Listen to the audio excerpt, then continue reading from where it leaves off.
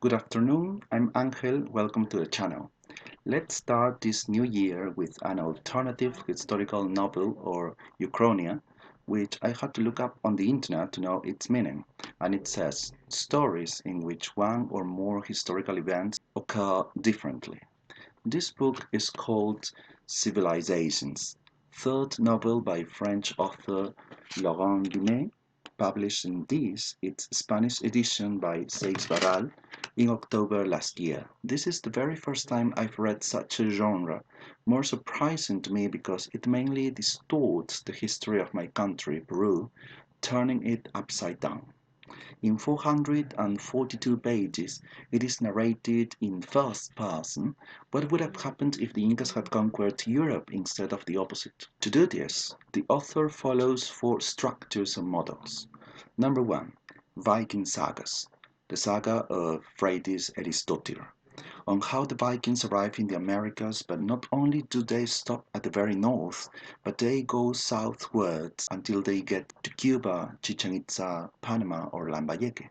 Before vanishing from history, they left viruses and also immunity, horses, and steel, which the natives would find very useful.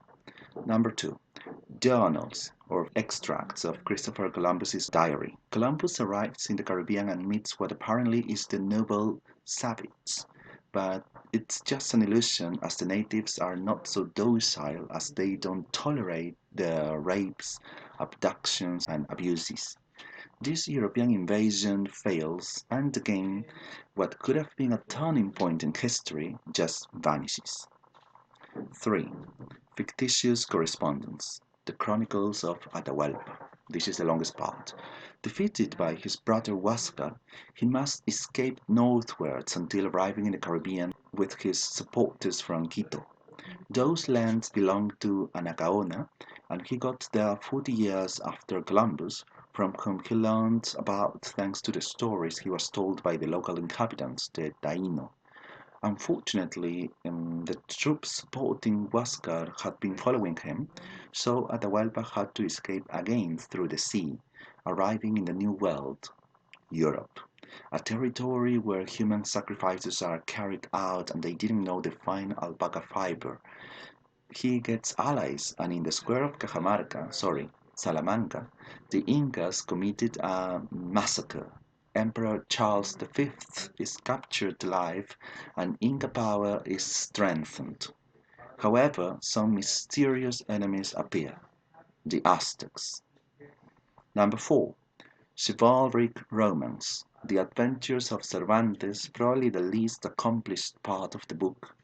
Cervantes and El Greco go through so many adventures, and in a Eurocentric vision, they are told the mighty Inca and Aztec empires need painters and men of letters. When interviewed by Spanish newspaper El País, Mr. Binet accepts that what he has written is a pastiche, since he has followed the four models already mentioned. He goes on to argue that blasphemy must be one of the vocations of literature. And yes, in this novel, he has blasphemed a little bit too much, perhaps. For one thing, it's affirmed that Atahualpa was born in Quito, son of Quito Princess Paccha Duchisela. Even in this little work of fantasy, I couldn't help feeling shocked, especially because a number of Spanish chroniclers said Atahualpa was born in Cusco. Also, look at this cover. I don't know whether the ship is Inca or Aztec, since this appears to be an Inca condor, and this looks like a stylized Aztec sandstone.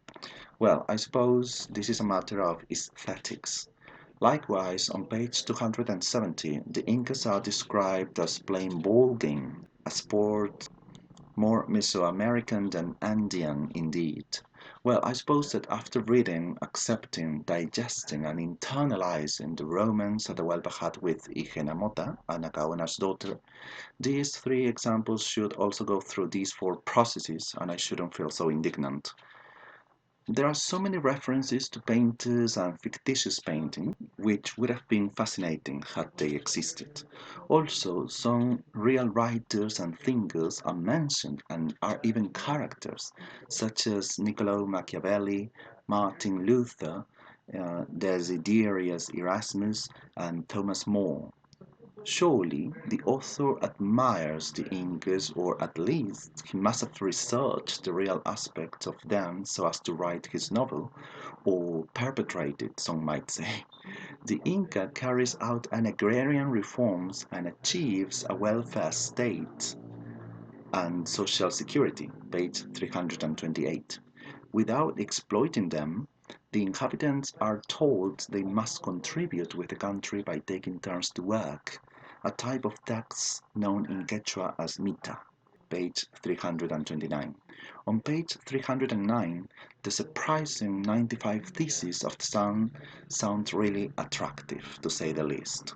Why is the Christian God so jealous and such a proselytizer? Should it be concluded that Indism, or the worshipping of the sun, is superior, more democratic and tolerant?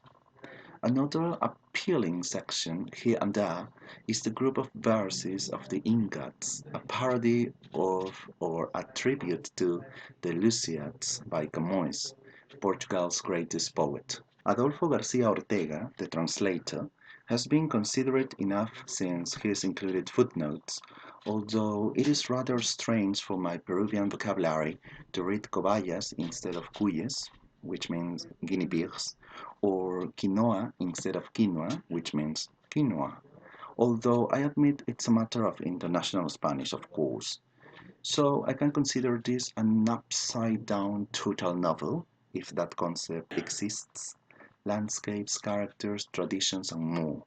References to such different characters, from Francis Drake to Quispe Sisa, from Chalcochimac to Cuauhtémoc.